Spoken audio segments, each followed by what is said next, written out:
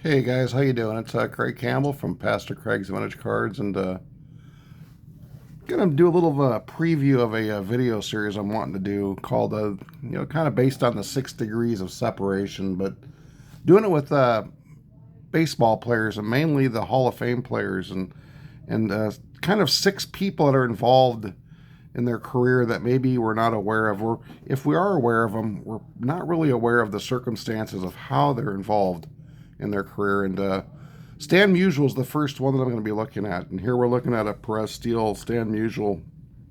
I just love this. Love the Perez Steels, but I really like the Stan Musial. This is a fantastic replica image of Stan. And Stan Musial is kind of a favorite of mine. He's important.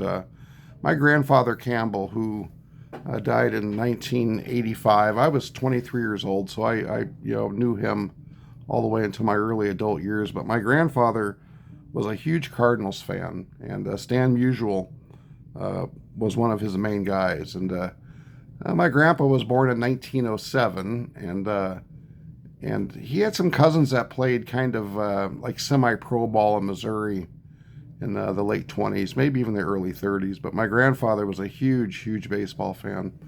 And my dad always remembers him listening to the Cardinals games on the radio. The Cardinals had a huge radio footprint broadcast throughout the Midwest at that time. And my dad remembers his dad, my grandfather, kind of leaning over and listening to the ball game on the radio. And he was a Cardinals fan all the way to the end.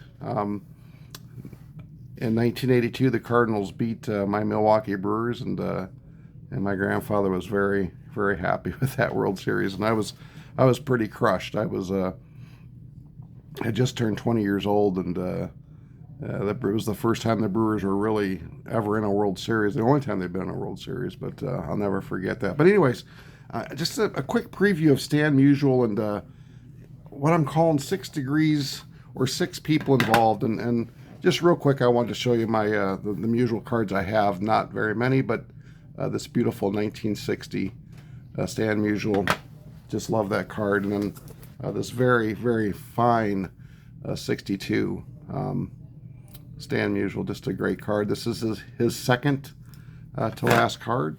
I do not have his 63, but what I do have is I have a 1988 Turn Back the Clock card for Stan, and this was a picture of his 1963 card, and it was 25 years ago that Stan Musial had retired. And so those are my Stan cards, and I also have a few other ones that I'm going to show you real quick. They're not graded from the Baseball Thrill set. Musial wraps out his 3,000th hit. This very nice 1961 Stan Musial. Don't really care for that series of cards, but like it. Here's a all-star card that has seen better days, but I love it. And I have another 62 Musial plays in his 21st season.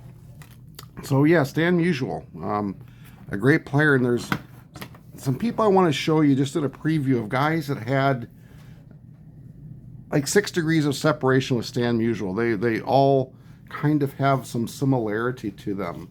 And I'm going to go really in no particular order, but here's Ken Griffey Jr. And I love this Fleer from the 92 set. Those are so cool. And then this really cool, shiny Bleacher Reachers was a Topps insert card. But Ken Griffey and his connection with Stan Musial, we'll take a look at that. Here's one that maybe might be an interesting one. Dennis Eckersley. And Eckersley's rookie card here is the 1976. And Dennis's connection with Stan Musial. We're going to take a look at that. And I have a few other Eckersley cards here. Just wanted to show you real quick. The 84 Topps when he was with the Red Sox. And here's a Leaf card with the Oakland A's. And we also have another 88 Eckersley card with the Oakland A's. And then we're going to take a look at, of course, you can't really separate these two guys too far in history, but we're going to take a look at Kirk Gibson and his connection to Stan Musial. And here's another card we're going to take a look at, a guy real quick. Earl Weaver. What is Earl Weaver's connection to Stan Musial? Another guy we're going to take a look at is Tim McCarver. And what is McCarver's connection with Stan Musial? Maybe in a way that we don't know for sure. There's a 67 McCarver. It's always fun to pull out cards and get a chance to take a look at them. Here is a 1952 Topps Joe Garagiola. And we're going to take a look at his connection with Stan Musial. Maybe in a way that you're not aware of. And here is a Redman Tobacco, Del Rice, no tab, and his connection with Musial. Albert Pujols and his rookie card. And how does he connect with Stan Musial?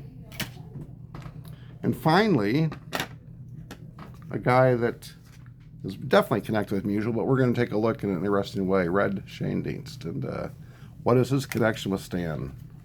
And there's a 73 manager card. This is one of my favorite cards. I love the 65 set. Just a beautiful, beautiful card in that nice SGC slab.